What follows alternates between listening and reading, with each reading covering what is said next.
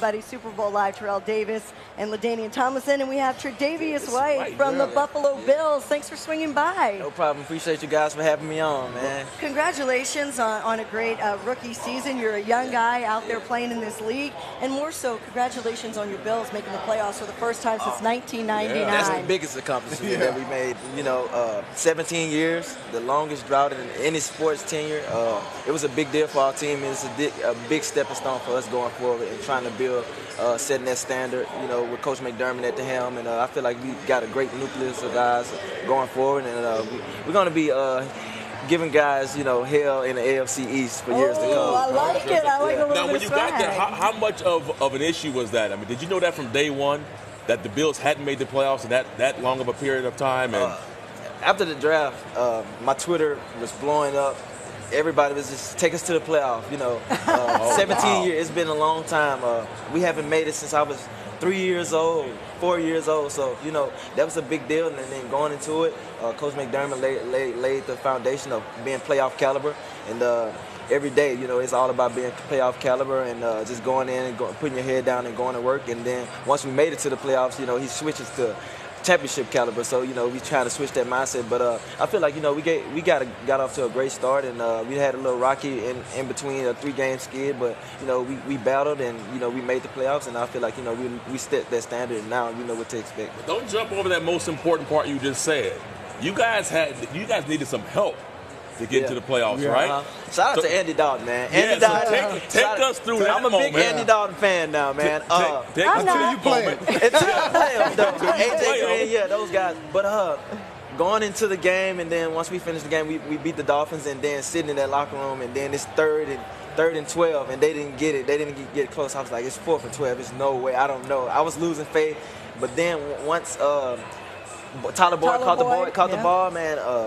The locker room exploded. I feel like I couldn't feel anything. I mean, it was the best thing that I ever been a part of. And then once we landed in Buffalo, that was an even better thing. Just to know the quality of fans that we have and how they support the team. Just it was a big deal for the whole city, and the whole city was upside down the whole night. Yeah.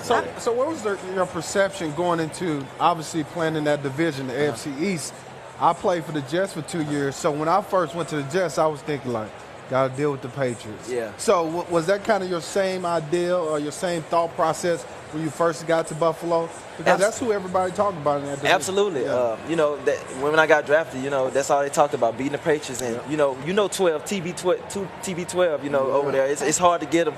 And I feel like, with the Patriots, man, it's just so tough. You can't make mistakes. Yeah. And they do a great job of, going into the locker room and adjusting on the run.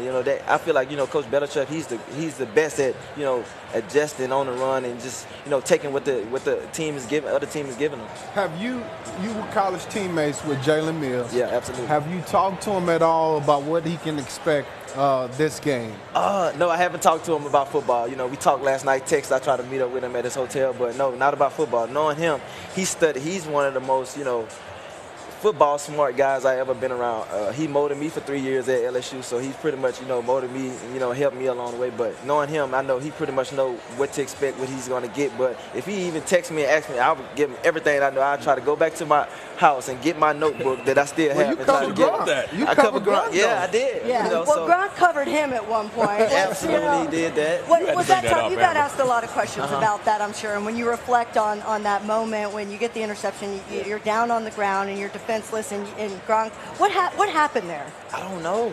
It was just a split. I don't know. Wait a minute. Were you holding on to him a little bit? You pushing him a little bit? You know what? I'm just a little bit. I'm 5'11". He's 6'7". First of all, he has a good 70 pounds on me. But you got to kind of hold him a little bit. You got to kind of hold him. But he pushes off a lot now. He pushes off, so he got to create that separation. But I mean, he does a great job, man. He has a big catch radius. So if you play off of him, it's over. You have to get up there and try to slow him down a little.